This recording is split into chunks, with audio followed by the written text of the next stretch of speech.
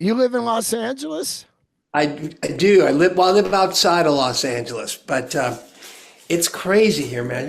We just got through with the horrific firestorms, and so there's a lot of places, and there was another big fire last November out closer to our house. We live about halfway between LA and Santa Barbara, and so all the burn areas are sitting there, and now there's this atmospheric river coming through, and it's just, so I wish that the river would have come through a few weeks ago, and put the fires out, but you know, that's part of life in Southern California. Where are you from, man? I live in Southern California. I live in Los Feliz, right Oh, there by the Greek Theater. okay, then you know what I'm talking about. Yeah, Yeah, I do. I'm just in Vegas doing some shows. I'm a comedian, so I'm out here for a week. nice. Where are you working?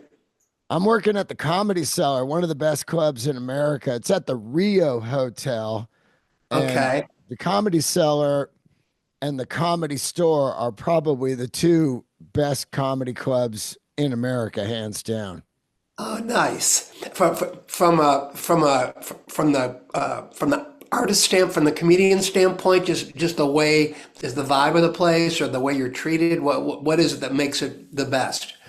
It's the reputation of the level of comedy. So the audiences are fantastic. They're not surface audiences of like, oh, let's go see Beatles Love and then check a little Right. comedy and then go down to, the Pinball Hall of Fame, Well, I know, but you don't want to. If you're in Vegas, you do not want to miss the Pinball Hall of Fame. I mean, Oh, that's the top of the bucket list, right? it's insane. I actually interviewed the owner of that place. Wait, that's a Uh, real thing? yeah, yeah, yeah. Oh, I thought This you were guy, kidding. no, you got to go there when you're in Vegas. It's every machine from 1950 Oh, all the way to God. now. Oh, that's awesome.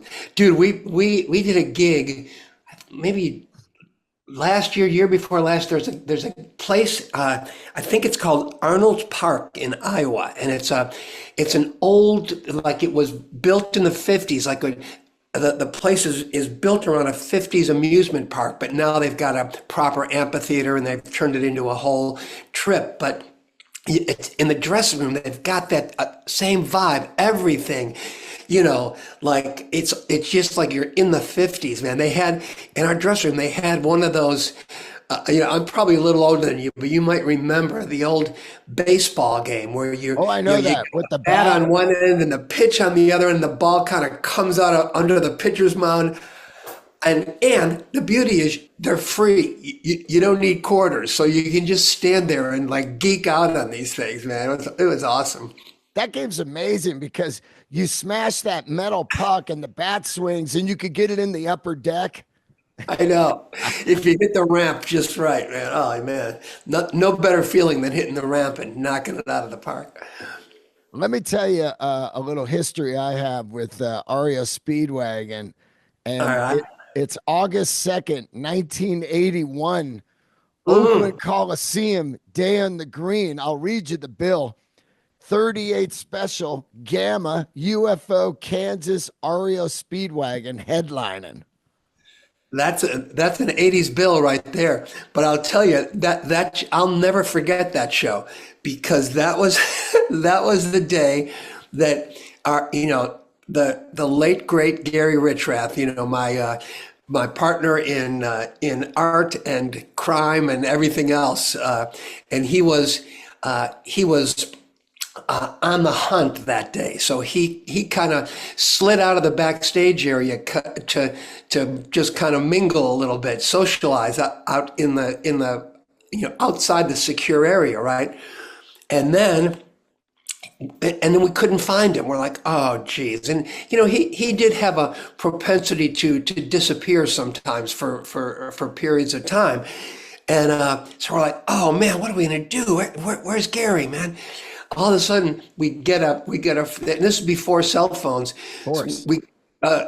somebody comes back to our tour manager and says, "Hey, man, there's a guy out at the backstage entrance. He doesn't have any ID or any credentials, and he's claiming to be Gary Richrath from REO Speedwagon, and he's demanding that I get this message to you. And of course, it was Richrath. He forgot his backstage pass and got caught with his pants down outside the secure area. So, but we did it. It was that that was a heady time, man. That you saw REO Speedwagon at a time where, you know, in our wildest dreams, we could never have even imagined the level of just everything, there in 1981, and then MTV comes out at the same time, and so we go from this. They used to call us a faceless Midwest band. Our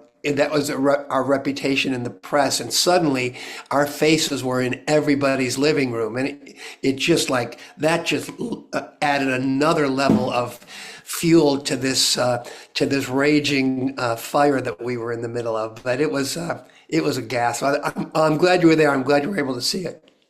Well, the late great Bill Graham was a genius, and he had been doing those Day on the Greens for years. And I never missed any of them, because it was always the ultimate bills, and they happened all summer. And the scrims that were painted by Dennis Larkins to create Right. this amazing, looking stage instead of just scaffolding. And Yeah. and you'd get there like 10 a.m. and a band would go on, the first one I went to was 1978. It was Cheap Trick, AC/DC, Journey, just got Steve Perry, Blue Oyster Cult, Ted Nugent, man. So it's like Gee.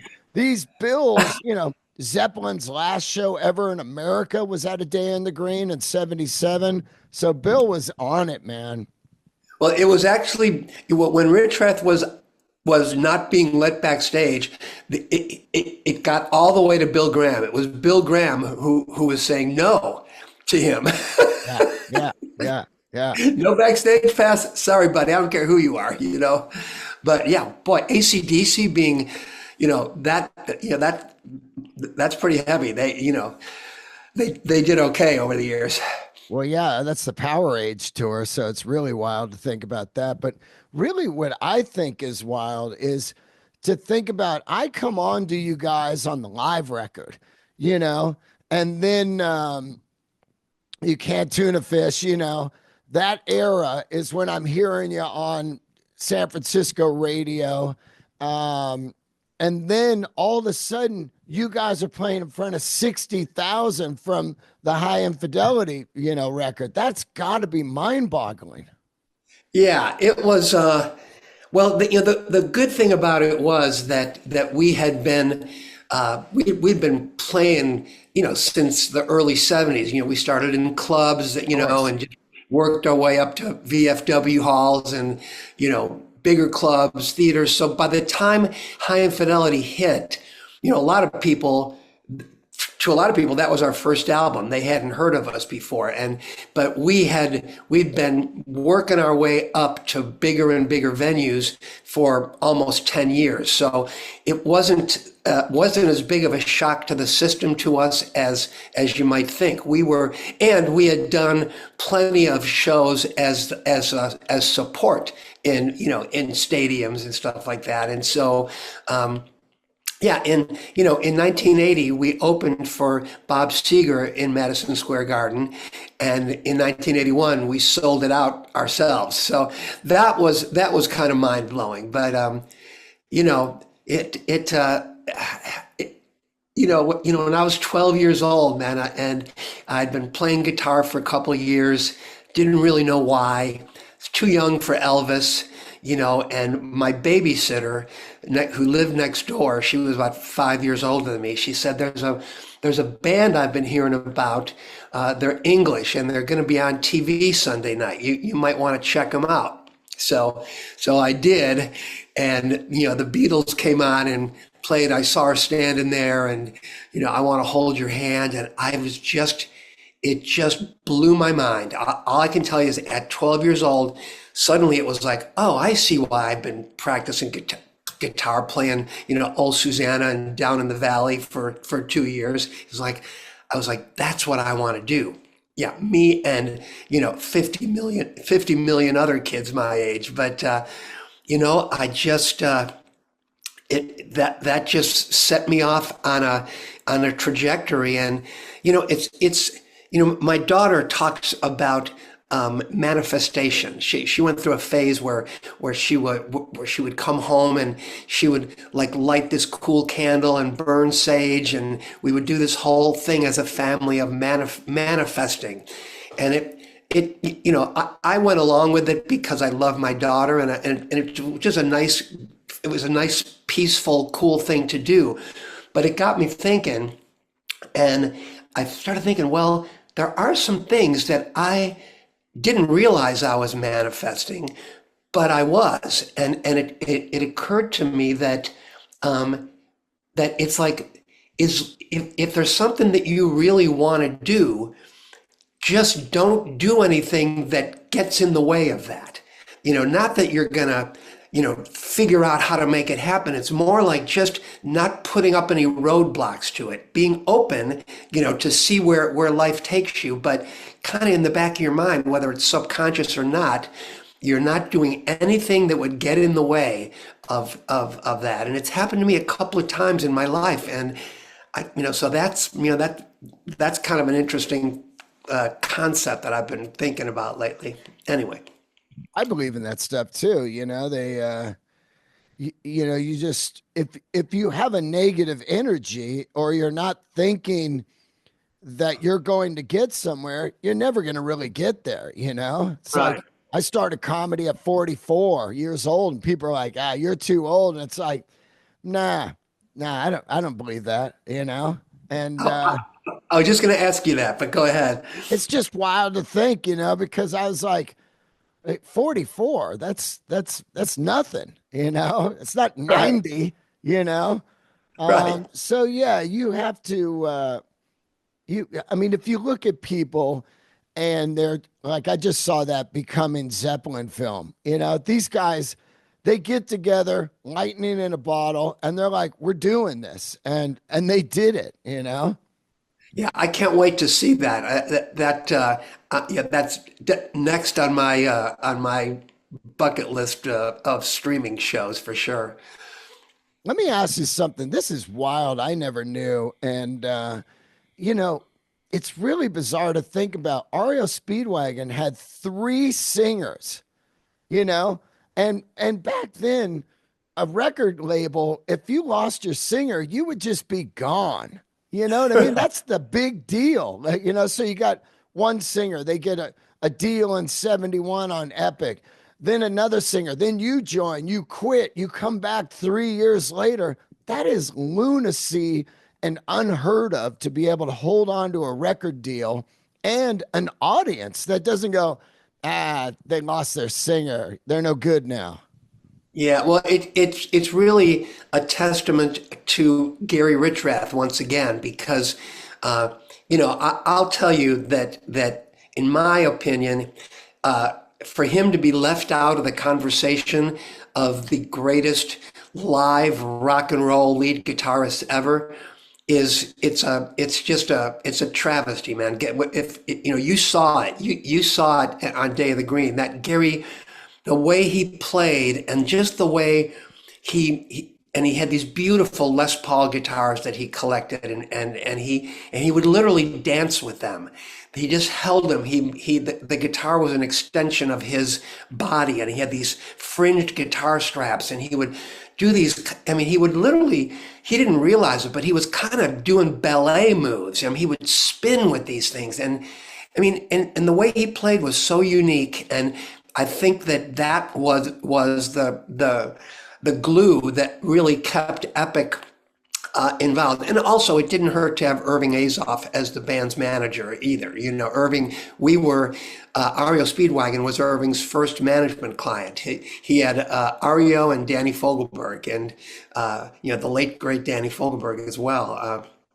But Yeah, I think it was Rich Rest that held it together. And then, the lead singer shuffle that went on for the first 5 or 6 years of the band, that was the band just trying to figure out who they were because, Terry Luttrell was a, gravel-throated kind of blues singer, and he was great at it, Um, but then I think Gary realized, it's the old adage, you got your whole life to write the first album and you got a year to write the second. And I think Gary realized that he needed he needed somebody else to write with him.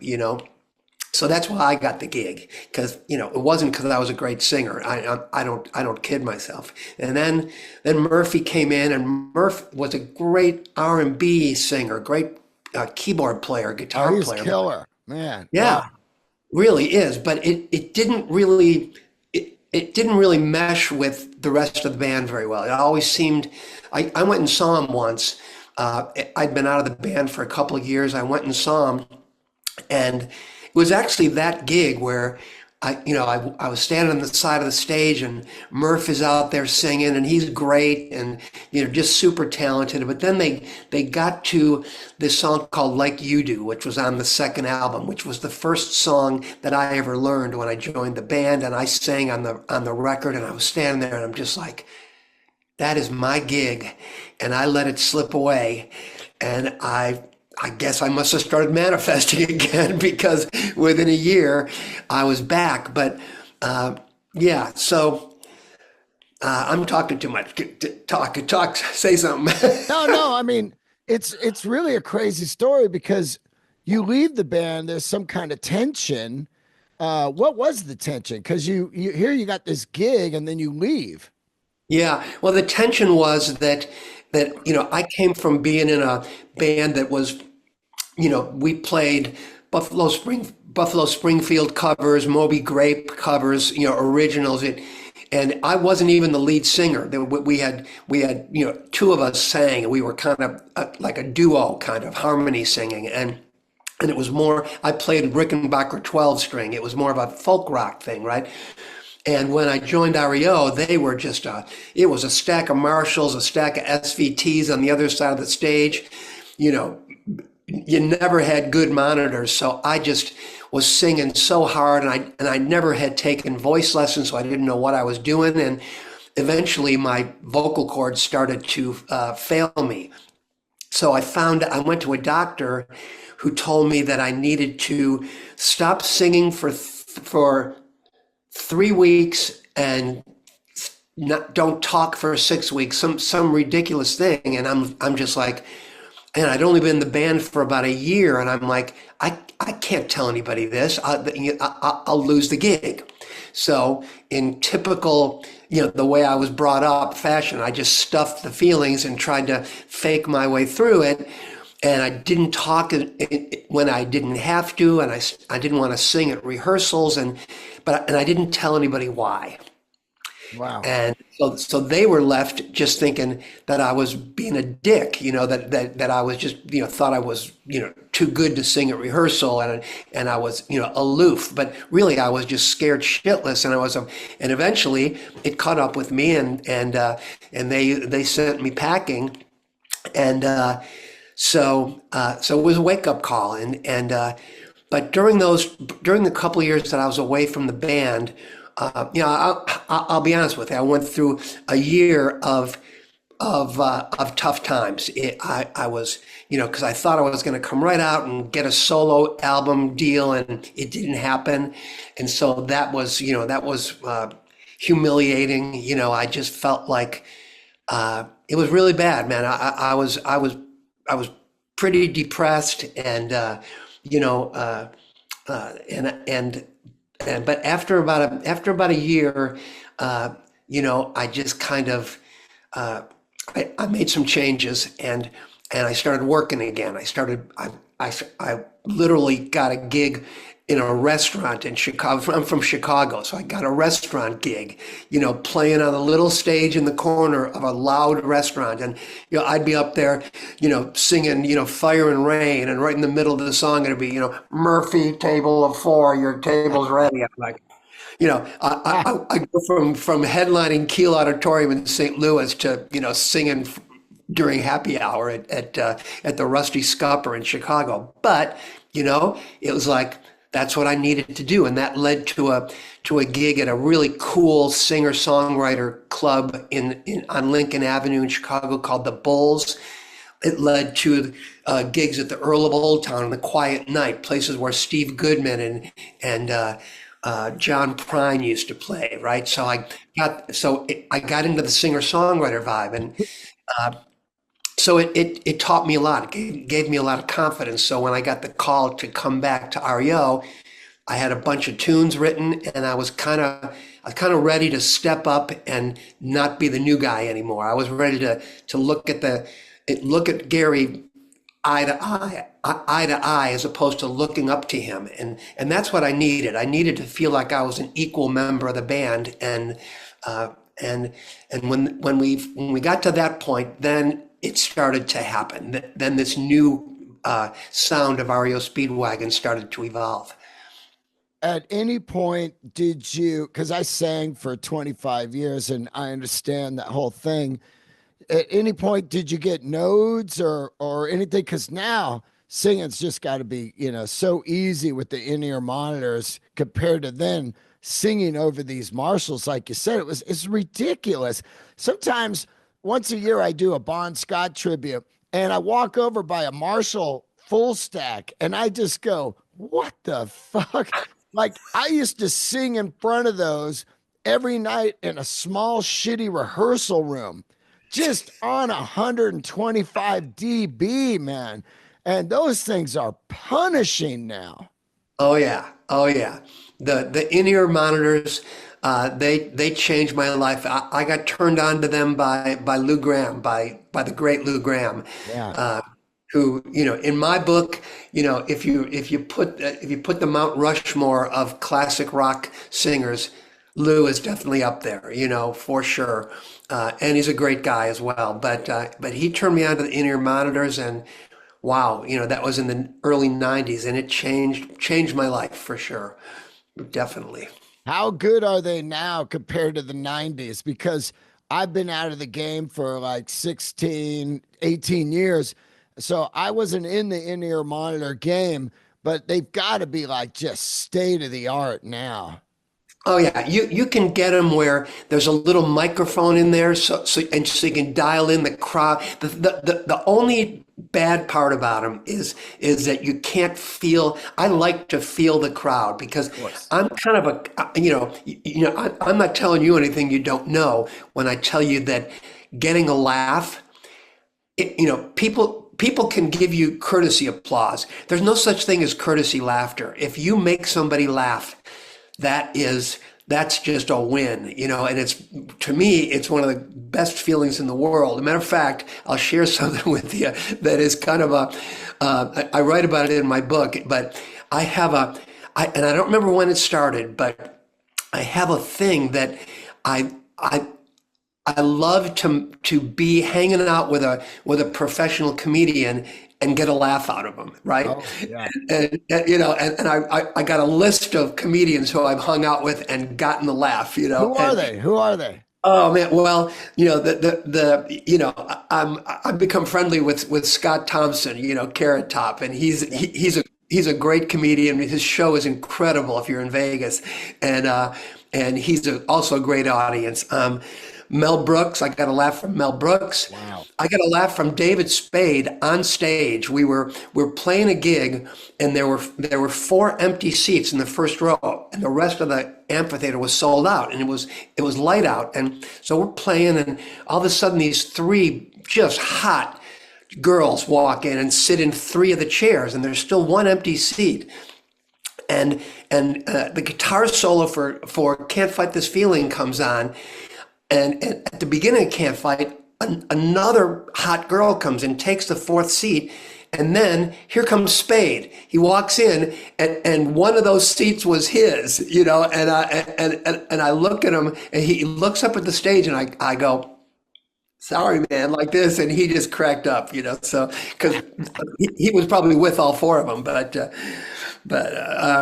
But the top one, the best one was Albert Brooks. So Albert Brooks did that movie Drive, where Yeah. he plays the badass. I mean, there's not a laugh in it. He's just a nasty, humorless, son of a bitch, right? And so for some reason, they, so I, it's a long story, but anyway, we were at an event, and I was sitting at a table, and Albert was sitting. It was an event for that movie, and I was sitting like he was. We were back to back at different tables, and I'm like, I love Albert Brooks. I've been a fan of his since the very beginning. So didn't get an opportunity to say hello to him. So at the very end, my wife and I were out in the valet area outside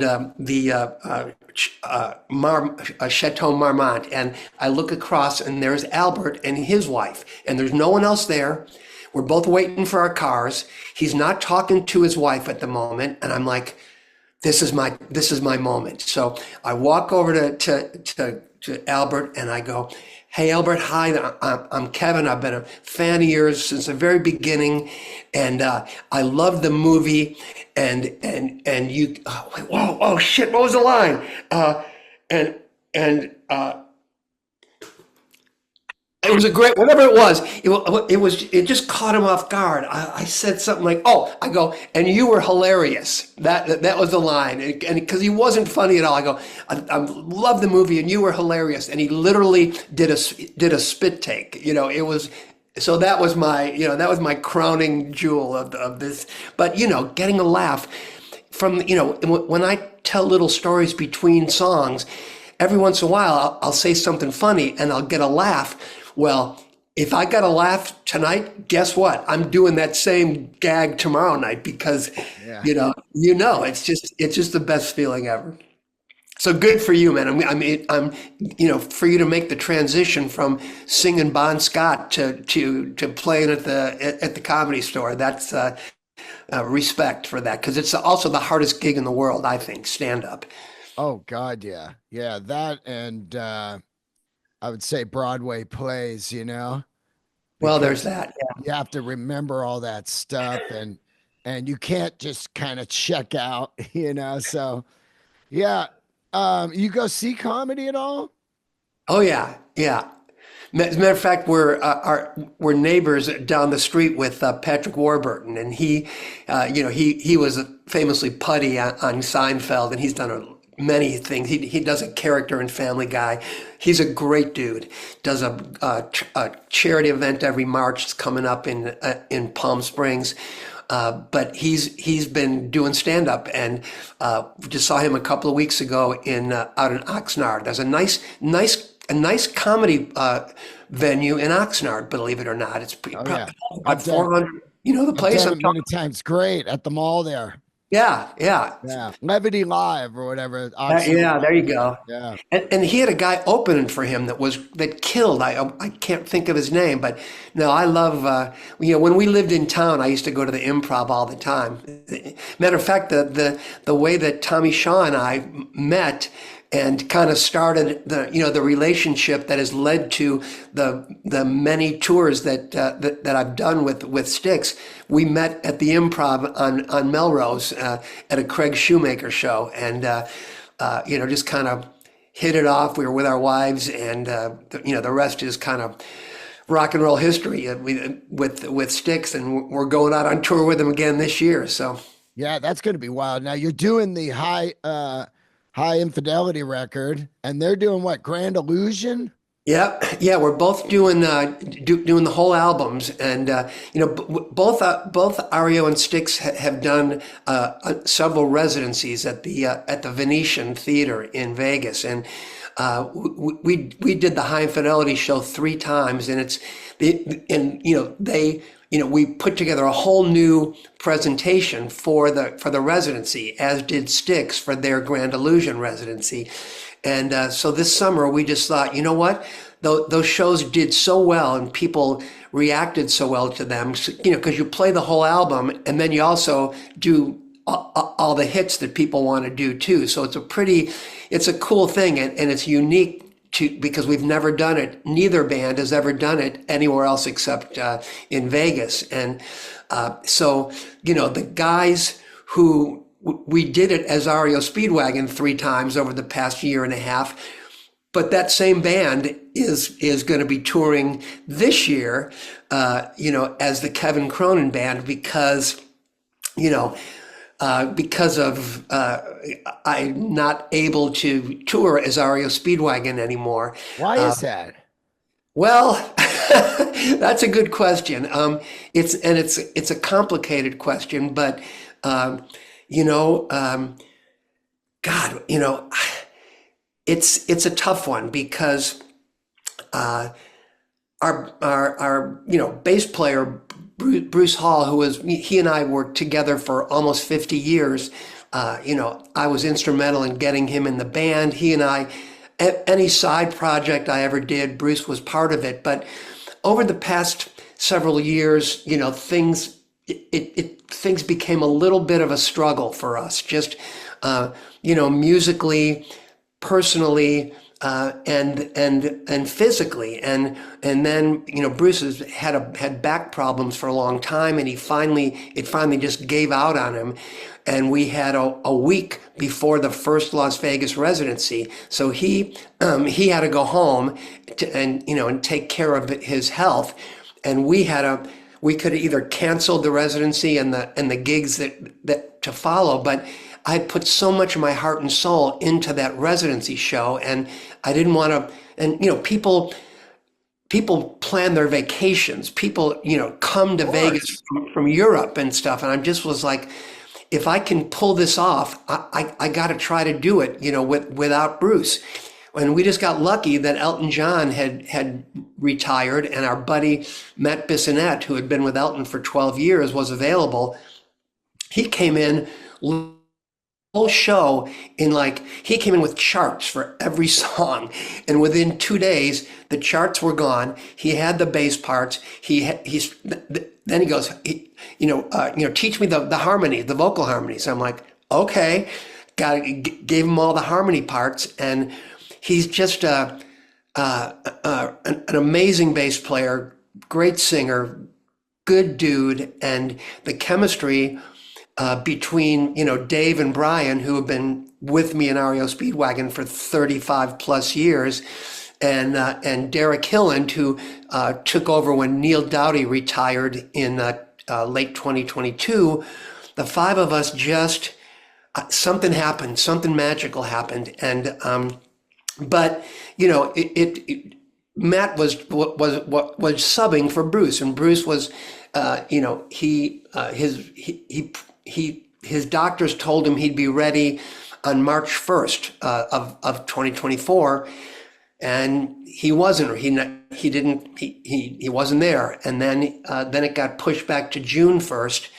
And meanwhile, I'm thinking by this time, I'm not sure what's going to happen. Bruce, he had major back surgery, and there were some other issues that the musical issues that had popped up, but I was because he was supposed to be there March 1st, didn't do it, and I'm like, I don't know what's going to happen here. So my thought was, let's keep Matt in the band. So when Bruce joins, it'll just be a 6-piece group. I was working on a set list where Bruce and Matt could kind of switch off between bass and acoustic guitar, and it was going to be a little awkward, but at least that we would have the insurance and Bruce would have the security that if for whatever reason because the show is one thing, getting on and off the bus, packing your bags, getting out of hotel rooms when you have major back surgery at 70 years old, that's tough, So I needed Matt as an insurance policy. And then out of nowhere, I understand through an attorney that Bruce has decided to sit out the 2024 tour as long as he gets paid in full as if he were touring.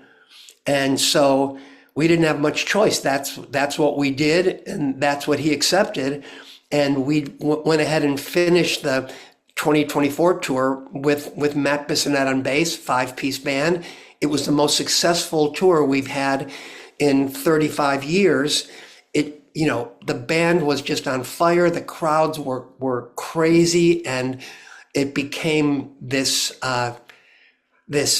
just good vibes thing that, and my thing, you know, I'm the lead singer of the band. I didn't run for office, but I became the leader of the band. I'm the guy who's, pulls it together. And so, I just felt the band lifting me up in a way that I hadn't felt in a long time. And it really felt good. And I felt like I was lifting them up, and there was just this positive vibe going on. And so that's, I you know, get it, man. I get it. yeah.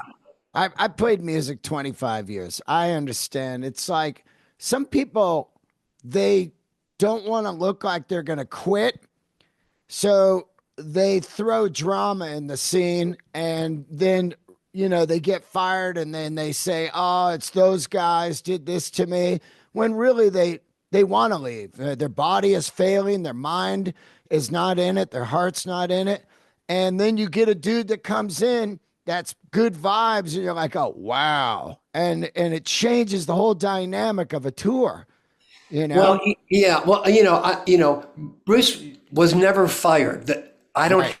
I don't have the right to fire him. And it's funny because there was kind of a narrative, an inaccurate narrative that was kind of circulating online, where that put it in terms of that I somehow quit REO Speedwagon to pursue a solo career, and that's bullshit. Yeah. And then there was another narrative that I somehow prevented Bruce from touring with the group in 2024, when the truth is I was trying to find a way that he could tour with the band in 2024. And what I understood is that he decided to sit the tour out. So I don't know exactly why. I can't tell you, because he never called and talked to me about it. But he did make some demands of that. He said that he'd be ready to come back in 2025, but he put these demands in place that there were a number of demands, but two in particular. And I've kind of stayed above the weeds here on this thing, because I don't really feel like the fans care to know or need to know the inner, if you've been in bands, it's like shit goes on, Yeah. and it's a brotherly thing, and there's a lot of relationships are love hate, and things get weird for a while, and then things get worked out. But there was a couple of demands that one of them, it would have been irresponsible for me to go along with. And the other one, it was impossible for me to go along with. And so we just hit a stalemate. And the way our band is set up, Neil, Bruce, and I are the three kind of heritage members. Even though Dave and Brian have been with us for 35 years, they weren't there when the records were recorded. So Right. there was a special relationship between the three of us, and there was a kind of a retirement situation that was built in, so that if anyone left the band for whatever reason, they were well taken care of, as long as the band continues touring. So it was a sweet deal but Bruce, he just feels like if he's not in the band, then the band, it can't be REO Speedwagon. And to me, it's like if there's two guys in a band who can't work together anymore, and one of them has the ability to keep the band going and keep the legacy going and keep playing the songs for the fans who we've nurtured over a 50-year period, and the other guy can't do that, well then it's incumbent on the other guy to go, all right, maybe my time's up, go ahead. I mean, that's what Bunny Carlos did when Yeah. Bunny and couldn't work together anymore. It was one or the other of them was going to leave the band. Bunny stepped down gracefully, and it was like, yeah, because if Robin steps down, well, what are they going to do? You know that Robin is the face and the voice of the band, and for whatever reasons, Bruce was listening to people that were giving him advice, I guess, to it's like if you're not in the band, then burn the whole thing down. And at any rate, I'm Yeah. not going to stop. Nobody can stop me from singing these songs, playing these songs, and giving the fans what they want. And if you want the REO Speedwagon experience, there's only one place you're going to get it, and that's the Kevin Cronin band. It's the same band where, I'm not going out there and singing, a solo album worth of songs. I'm singing the songs that I wrote for REO Speedwagon and the songs that Gary and I worked on together with REO Yeah. Speedwagon. Yeah. You know, but Richard Marks and I got together recently, and we've been friends for 40 years. He did his first tour opening for REO Speedwagon in '87, and we've been friends ever since. Talk about a voice, Jesus! I mean, Richard is just like unbelievable. But we wrote a song together. Been friends for 40 years, never wrote together, and we finished. I rewrote the lyrics, sent it to Richard. It was like, this is it. The music is beautiful and it rocks. And Richard goes, he's like, Casey, is this the best song you've written in 20 years? And I go, Richie, how about you? Is this the best song you've written in 20 years? And we both were like, yeah. And it's a rocking song, and it's kind of a cool vibe because we wanted to write. When we sat down to write, Richard said, I want to write something that's masculine, but to me, masculinity is not being a tough guy. It's not being macho necessarily. There's a way to be masculine and also appreciate the woman in your life and realize that without her, you wouldn't be the man you are. And this song is called "All Because of You." And the opening line of the chorus says, "I'm a better man than I think I am, and it's all because of you." And it's just this rocking thing. I can't wait to play it live. And I might not be able to do it this summer because the set times are pretty tight, but I'm going to work that into the show eventually. Is that released anywhere, or is that out? Well, no, it's not. And Richard went in and cut the track, and then we did our vocals together. Richard sang the lead, and I sang the harmony parts. And then we got an idea, because I've got this new thing going. I was like, hey, Richard, what about if I record a version with my band? I sing lead and you sing the harmonies. And he was like, oh, that's freaking awesome. And then we got another idea, which I don't want to talk about because if it happens, it would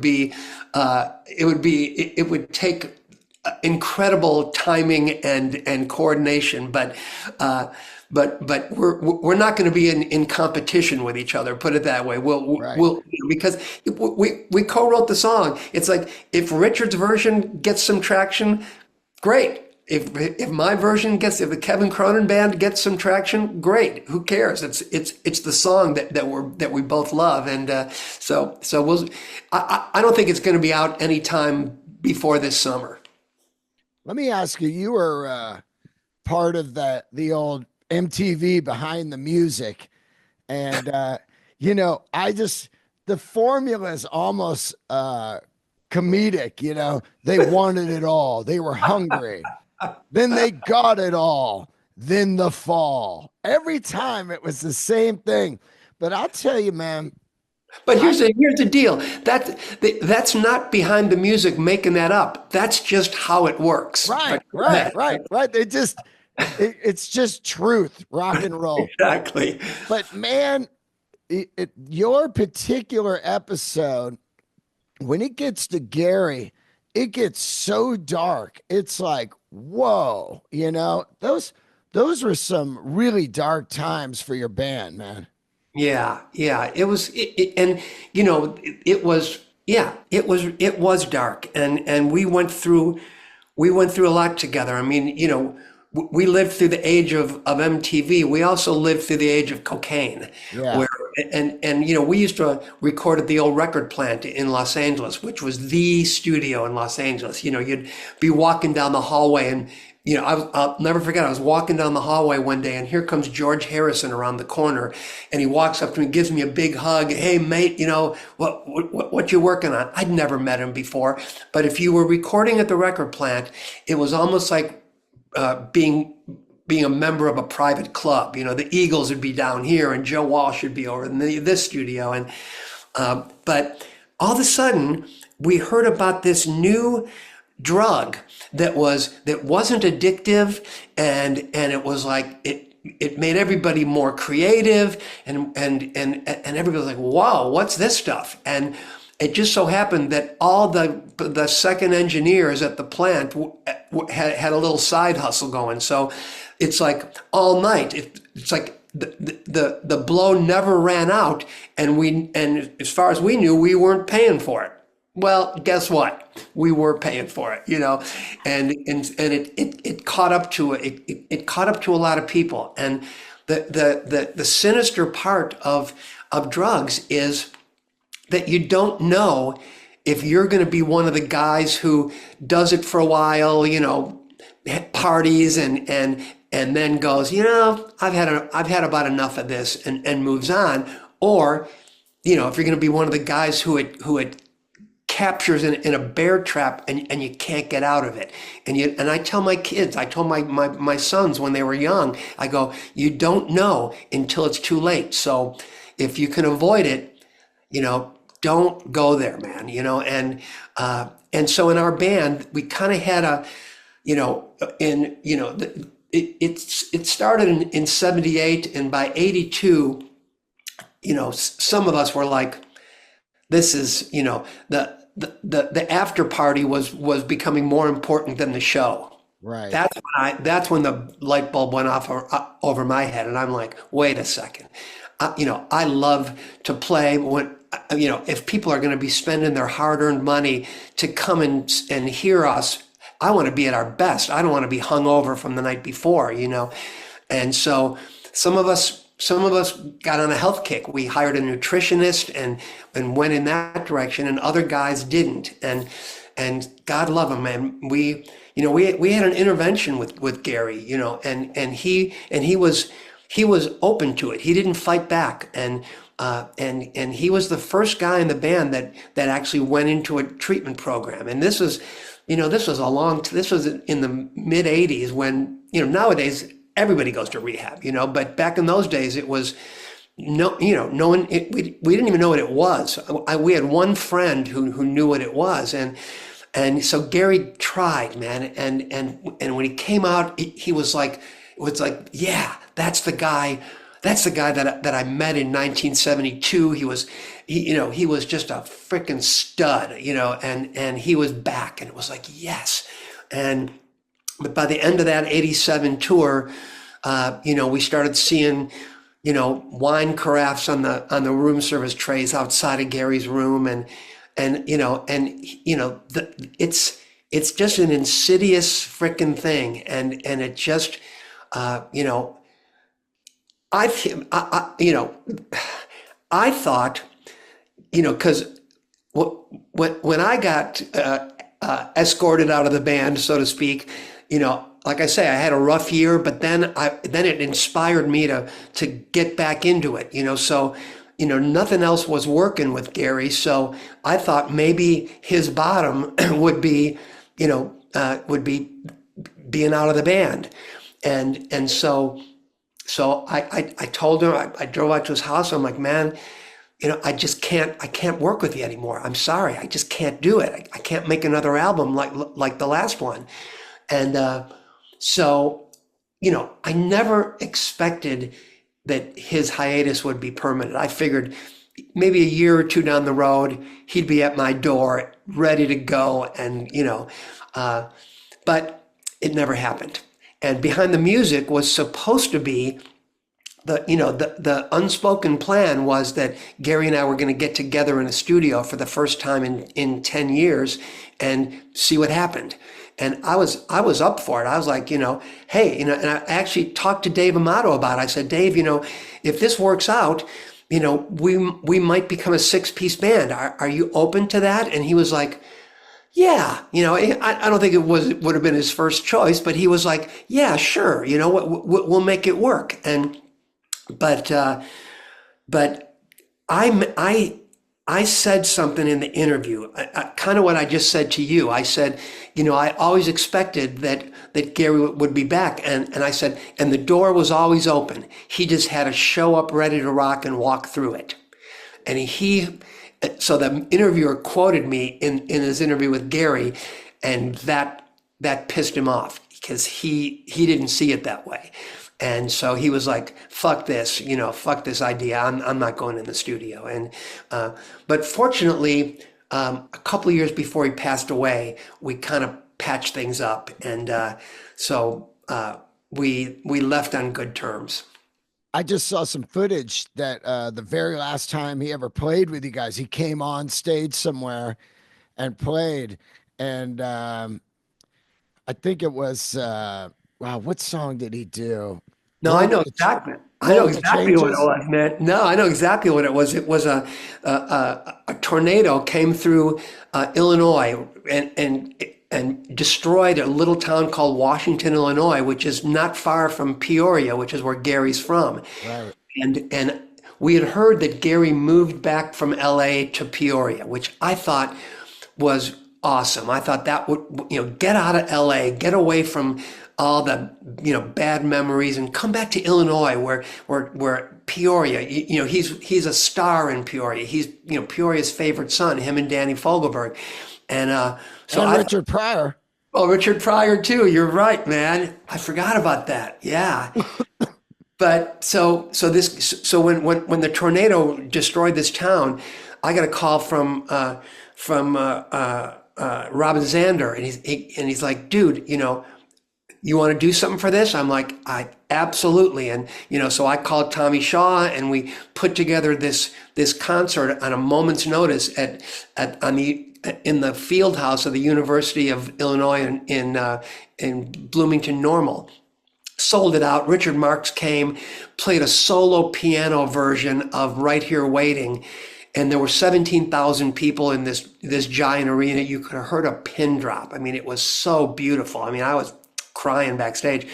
But the very last thing, we closed the show, and our closing song was Riding the Storm Out. Yeah. And it was like, and Gary showed up with one of his Les Pauls backstage, and we were, we got a moment together, and when he came out, I looked over to my left, and there he was with this Les Paul, and he had this look on his face, and he didn't look the same as he looked back in the day, but I looked over at him, and we kind of nodded like, okay, let's do this. And I'll never forget it, man. He flicked his toggle switch down, reached down for his volume control, cranked it up, and I made the motion for the synth siren, Yeah. and he did that spin move, man, with that guitar. And it was Yeah. just it took everything that I had to not break down crying right then, man. And it was it was the last time I saw him alive, and but I'm glad that we were able to have that moment. And yeah, he's amazing. And I just, every time I talk to someone in an interview who's kind of like yourself, I talked to Eddie Trunk yesterday who gets it, and everybody always says, Rich Rath, how come, and I did a radio interview years ago, and Slash was on the phone with me. It was with Mancow in Chicago. And Slash kind of has a little bit of a Rich Rath vibe when he plays. And so I asked him about it, and he was like, yeah, he goes, I got a little Rich Rath in me, So and I was glad to hear that, because Slash he's one of those guys who just got an amazing style, an amazing. You can always tell it's Slash playing, and he's just a good dude. And so It's Gary funny. Mark. I was cruising down the road and I heard Riding the Storm Out on Sirius XM. And this is about a month ago before I knew I was going to interview you. So on one of my episodes, I was talking about how insane of a player this guy was. Oh, And awesome. oh Okay. yeah, and I was like, I mean, you know, I'm listening to it driving down the road, and I just go, man, this guy is insane. It's just so fluid and super killer lead runs that are just so original, and his tone was fantastic. Yeah. And even today, I went and watched Live Aid because you guys played Live Aid in '85, Oh, and God. and there he was, and I was like, listen to that tone, it had to be like 10 a.m. or some shit you guys are playing. Oh, yeah. And he, the bandana, the spin around, and I was thinking, was it Jimmy Page? Was that his guy? Now his guy was Jeff Beck. Wow. Jeff Wow. Beck all the way. And Wow. Gary turned, and we were both Yardbirds fans, of course. But he turned me on to some of Jeff Beck's solo instrumental stuff. And because Gary used to like to, Gary wasn't one of these Eddie Van Halen guys who was just like, or like a Neil Schon guy. I Right. have a lot of respect for for the precision players like that. That's a whole different thing. Gary was more of a vibe player, and he liked to make weird sounds with it. He liked the guitar to do, feedback, like that feedback at the beginning of "Don't Let Him Go" on the High Infidelity album. He Yeah. loved kind of weird stuff, but he also was open to working with me. And here's the thing about Gary and I. We didn't co-write songs in the traditional sense, but the way he influenced my songs and the way I influenced his songs, it's just it made the songs into the records that they became. And that's why I feel such a deep connection with songs like "Riding the Storm Out" and "Take It on the Run," songs that Gary wrote. But I just feel like they're like Gary's not here anymore, so it's my job to look after them and continue performing them and let people hear them. And Dave is pretty true to those guitar solos on those songs because Dave respects Gary. But Gary and I used to work together on on a lot of those solos, because to me, like, the best guitar solos are ones that where the record comes on, and when the guitar solo gets there, you can kind of hum along to the guitar solo, like you recognize the guitar solo. It's not just somebody playing fast and Wow. flat. It's also a hook. It's part Right. of the tune, A part of the tune. It becomes part of the song. So Gary was really open to working with me as a singer, because I could kind of, inspire some melodic stuff in his playing. And so he fed off of that. And then of course he took it to a whole other level. And the famous story about "Keep on Loving You," where I wrote this little piano song, and we never had a piano ballad before. We didn't even know what that was, and I was playing it at rehearsal, and everyone was just like, whatever. They were doing something else. I don't know what he's playing over there, but it's certainly not an REO Speedwagon song. And then finally, Richrath got up, plugged his Les Paul into a stack of Marshalls, and to this day, I don't know if he was trying to play along or drown me out, so I would stop playing the song. But when he started playing along with this crunchy, nasty guitar sound, I stood up to the piano, I looked over at him, and we just had this connection. And it was like, the song had been born the night before in the middle of the night in my little home studio in Woodland Hills, but it came to life at SIR the next day when Gary put his guitar on it. And we'd never heard anything like that before. And it was like, okay, my little folk songs can become REO Speedwagon songs. Gary just has to figure out his guitar part of it, and once we made that connection, we were off and running. Was there like some serious record company push to get it? Because High Infidelity is a completely different sounding REO Speedwagon from, from then on. At some point in '79, did they come up to you and go, "Hey man, we need a big record or you're gone"? This is what's going on. Billy Joel's hot right now. Commodores like pop music. It was never put to us that way. We, Irving had managed us from the beginning, and then Irving got too busy, and his partner John Barrick took over, and John had the same Irving mentality of management where they would always they were fierce protectors of their artists, and still are to this day. So they would be the buffer between the record company and us. So we talked to the A&R guys sometimes. They just stop in the studio and listen and do some blow and leave. Yeah.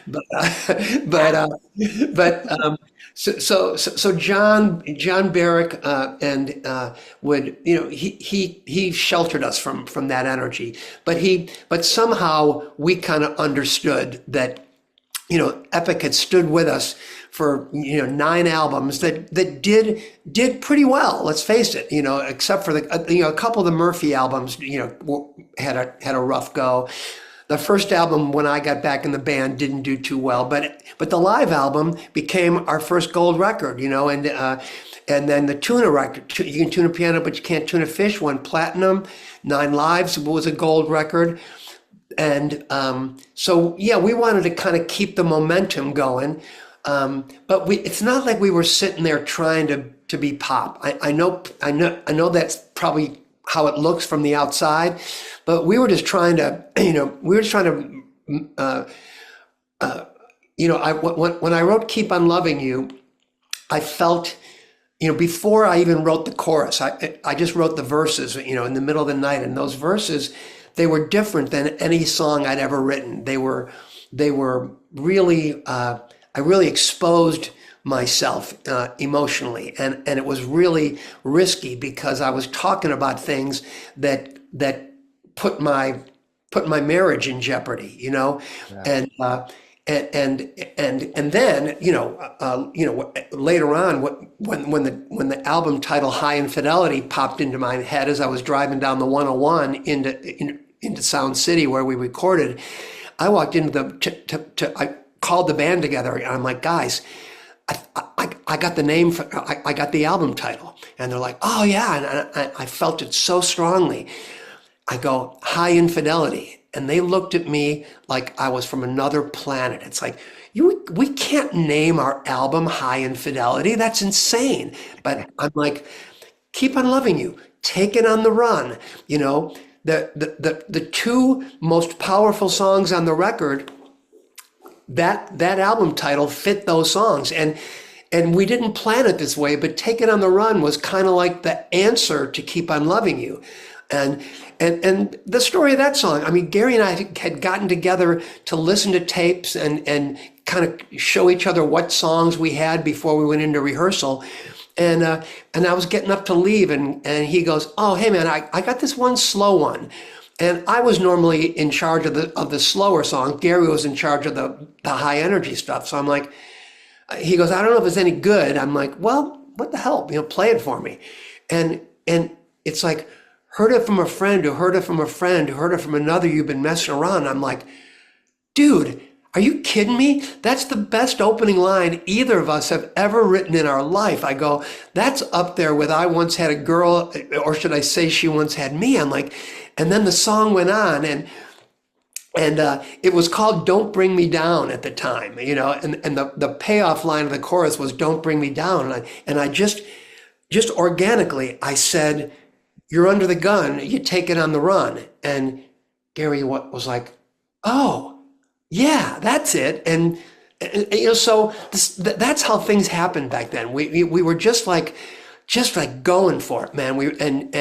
And we were we were not constricted by anything. We just felt that there was a vibe. There was a vibe in the band right then, and everybody was kind of going through some relationship troubles, and so we were all kind of in the same place emotionally. We were close. We were tight. We had a basketball court set up at every studio we went to, and we used to play 3-on-3 basketball in between sessions. So we kind of got it out, and then came back in the studio and made music. I mean, it was just a magic time for us, and boy, oh boy, we just learned that when you let it all out, when you're not afraid to tell the truth about what's going on in your life, people relate to it. And that album is just an example of what happens when you're fearless, I guess.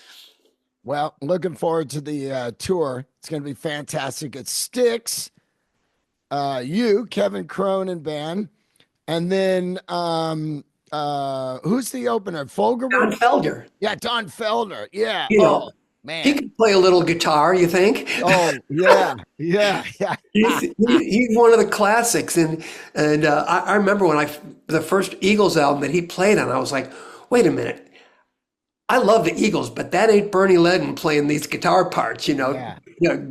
No disrespect to Bernie. He was a great picker and a great banjo player and all that. But yeah, so it's Styx will be playing the whole Grand Illusion album plus the rest of their hits. Kevin Cronin Band, Dave Amato, Brian Hitt, Derek Hilland, who played in White Snake, he bounced around with a number of different bands on keyboards. He's incredible, great guy.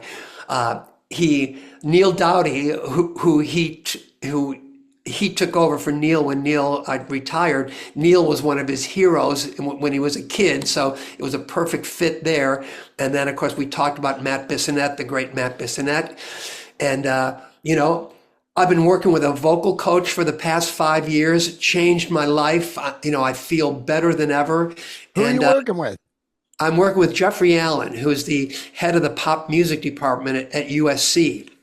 And my Wow. son, who's a great singer, he graduated from that program a couple of years back, and he would tell me, Dad, you got to work with Jeffrey. He'll change your life. And I'm like, yeah, right. I'm 69 years old. It's going to change my life. But one thing led to another, and I thought, through his whole life, I've been telling my son, I love you. I know you don't understand what I'm trying to tell you now, but trust me, I've got your best interest at heart, right? And if I'm sitting there going, this is my chance to show him that respect. So that's why I did it, and he was right. Changed my life. Do you do that stuff online, like over Zoom? I do it over Zoom. I don't have to drive into LA every time. I do 2 or 3 sessions a week. I go on the road. I'm backstage. Jeffrey zooms in, and man, he has changed my life. I look at singing from an entirely different perspective now. I'm not worried about losing my voice. I think I'm singing. Hey, I understand my limitations, but I think I'm pushing the envelope and I'm getting the most. I'm using everything I got nowadays, and it's just fun. It's fun to perform. It's fun to be out there playing these songs and hearing the audience sing them back to me. And I got a great band with me. I got my great friends in Styx going to be on tour this year. I'm so grateful to them for having faith in me, because the tour would have probably been Styx, REO Speedwagon, and it would have been a no-brainer. Of course. And but they and it's kind of the circle being completed, because the first tour they did back in 2000, the first tour they did with Lawrence singing lead and no Dennis DeYoung, that was with REO Speedwagon, and so we believed in them. And Tommy Shaw I'm sorry, he's my friend and I love him, but that's not why I'm telling you that he's one of the great guitarists, one of the great singer, great songer. The guy is and a great performer and just a sweet, beautiful human being. I mean, touring with them, part of the fun of it is, I get to walk out backstage and listen to Tommy play. It's a treat. And of course, Lawrence is an amazing singer. Their band, they sound so good live. And as Eddie Trunk says, what Eddie loves about the Styx and REO Speedwagon, or in this case, the Kevin Cronin band, is we're doing it live, Yeah. and hey, every once in a while, I'll miss something, as I'm singing, and I love being able to look at the audience and go, hey, at least I'm not singing to a track. Yeah, yeah, exactly, man. And Exactly. Styx is the same way. They sound so good. It's like you can't believe that they're doing it live, but they are, and Oh yeah. I it's gonna opened be for fun Styx too. about 20 years ago, and Tommy and his wife were so cool, man. So Yes. nice, you know? Oh yeah. Yeah. That's All right. awesome. Well, looking forward to the tour. And Yep. when's it start? We start in Greenville, South Carolina. I believe it's May 26th. Like it's that last weekend in May. We go through to the end of August. You should come out, man. Come on out and 100%. and catch a show.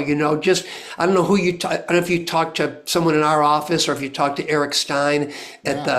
the PR firm. But we'll hook you up and you come back and hang with us after the show. Are you doing LA? I'm sure we are. I don't have the whole I'll look it up. yeah, look it up. I'm sure we're somewhere, somewhere around here. And hit me on Instagram if you want to see some comedy. Sometimes I'm in Santa Barbara or Oxnard and Nice. have you come out and get some laughs. I would come out. I'd love to come to, we have a little place in Oxnard, our little getaway place there. So I would love to come and see you, man. Let me know. Shoot me an email and I mean, can I give you my email over or No, without? don't do that. Just Okay. give it to me off, Okay. and I'll hit you up All today. right. All right. Sounds good. I love you, dude. Thanks, All and right, man. Thank great, you. great, great history right there, man. REO Speedwagon. Oh, one last question. I grew up in San Francisco. Were you aware of that band REO Speed Dealer? Yes, we were. We were. As a matter of fact, I walked into the famous old Tower Records on Sunset, Yeah. and no one admits it, but back in the day, if you were a band that made records, when you if you walked into a record store, you couldn't help but go back and look at because every band had its own little bin, Of right? course. And you'd want to see, are our records in stock? What's going on? So I go to Tower Records and I'm incognito because I don't want anyone to see me looking at our own albums. And there's a thing, and I see in with our albums, there's this REO Speed Dealer album. And I'm like, wait, I don't remember calling any of our albums REO Speed Dealer. But then I thought maybe it was one of the records they made when I was out of the band. I'm trying to figure it out. So I just called the office and I told John Barrick about it, and I think REO Speed Dealer might have gotten a phone call from John to say, guys, come on, you know what I mean? And I think if I'm not sure about this, but I think they were cool about it, and they ended up just taking off the REO and calling themselves Speed Dealer, which Yeah. Yeah. that made sense. But REO Speed Dealer, that was a little too close for comfort. Well, they used to play gigs with another band called Medieval Knievel. Two amazing names. Oh my God, that's funny. Yeah, REO Speed Dealer. All right. I love you, bud. Keep All right, rocking. man. I'll see Nice you to this meet you, summer. Dean. I will definitely see you. I'll be at one of your shows for sure. I'll be at yours too. I can't wait to see that high infidelity all, tough guys, Little Rascals on there, man. It's just like early comedy to me as Little Rascals, Three Stooges. That me too. And that Little Rascals thing was totally unplanned. I mean, that was just another thing that just happened. Neil just happened to have his DVR, or was called a, I don't know, what did they call it back then? It was a video cassette machine that we used to use to record TV shows, and it just picked up that episode of The Little Rascals and Tough Guys, and he had just gone through a nasty divorce. The song "In Your Letter" what was about Neil's breakup, and and he was feeling pretty down at the time, and so we started. So he walked in with that video cassette, and we started referring to ourselves as the He-Man Woman Haters Club, because Neil's wife had done him so wrong, and then I wrote Tough Guys, and it was like, wait a minute, let's just tag that thing on the front. We had to jump through some hoops to get it, because it was a King Publications or whatever, but we ended up making friends with them, and so it just another just moment of magic for that High Infidelity album. All right, buddy. I'll see you soon. All right, thank you, man. Nice talking to Thank you. you for doing the show, man. I really Oh, appreciate it. it's been a total pleasure. You're just the best. It's nice to talk to somebody who really gets it. The fact that you played in a band and you're a performer and you know what it feels like to be up there on stage, and it's one of the scariest things you do, and it's one of the most rewarding things you do. But you got to deal with the scary part to get the reward, and so you understand that, and so I appreciate that. Much respect. All right. I'll see you soon. All right, man. Bye bye now.